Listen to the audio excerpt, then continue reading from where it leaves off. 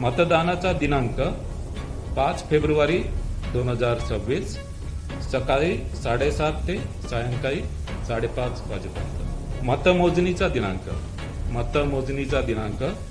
7 February 2026 सकाळी 10 वाजेपासून.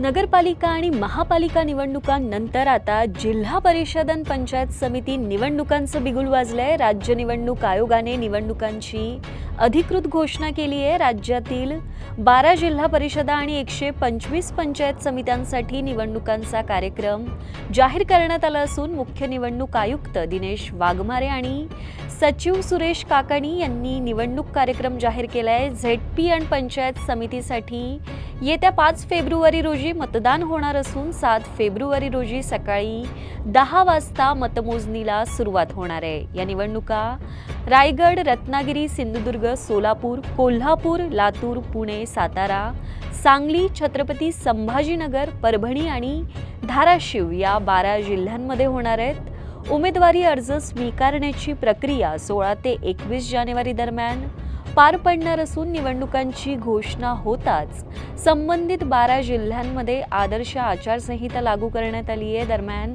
स्थानिक स्वराज्य संस्थांमधील आरक्षणाची मर्यादा 50% वर गेलेल्या जिल्हा परिषदांच्या निवडणुका दुसऱ्या टप्प्यात घेतल्या जाणार आहेत. सर्वोच्च न्यायालयाने निवडणूक आयोगाला 15 दिवसांची मुदतवाढ दिल्याने आता 15 फेब्रुवारीपर्यंत जिल्हा परिषद आणि पंचायत समिती निवडणुकांचा संपूर्ण कार्यक्रम पूर्ण करणं आयोगाला बंधनकारक असणार आहे. दरम्यान राज्यात येत्या 5 फेब्रुवारीला जिल्हा परिषद आणि पंचायत समितीच्या निवडणुकांसाठी मतदान होणार असून 7 फेब्रुवारीला निकाल जाहीर होणार आहे. त्यामुळे महानगरातील निवडणुका संपताच ग्रामीण महाराष्ट्रात जिल्हा परिषद आणि पंचायत समिती निवडणुकांची रणधुमाळी पाहायला मिळणार आहे.